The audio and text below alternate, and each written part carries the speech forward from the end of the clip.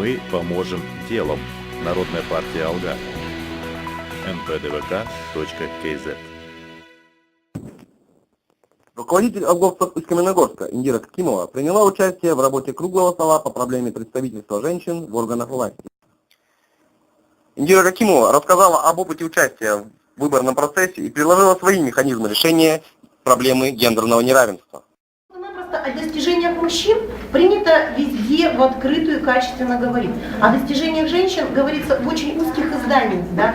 Но если бы были какие-то определенные пиар-акции, которые были бы направлены на повышение позитивного результата, скажем так, на освещение позитивных результатов женщин, то это бы имело значение и среди населения полностью. Да? Пусть даже многие говорят, я к политике, я там к каким-то таким общественным делам не вхожу, я вот дома занимаюсь, у меня своих проблем хватает. Но если они будут видеть с экранов телевидения, радио, там какие-то книги и так далее. Мы привыкли читать книги там Дарьи Донцовой, да, мы знаем, что женщины могут быть многое. Но это на уровне какой-то эфемерности, да, то есть на уровне книг, чего-то там возвышенного, не касающегося лично нас.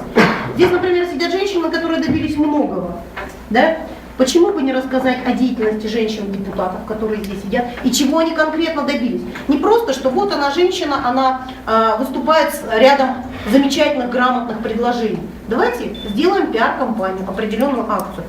Сидят представители в парламенте, в маслихатах, женщины, да? И вот написано, по итогам, к примеру, вот этого года, благодаря усилиям вот этого депутата женщины, произошло то-то, то-то, то-то, то-то и то-то. Это как определенный отчет с одной стороны, а с другой стороны ведь это пиар.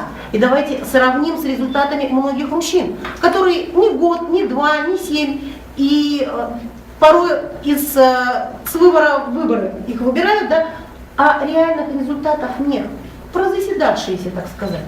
Еще показывали с экранов телевидения, а еще руководители объясняют, что женщина, она может и умеет руководить, может и умеет организовывать не только быт своей семьи, но и быт города, области, государства в целом.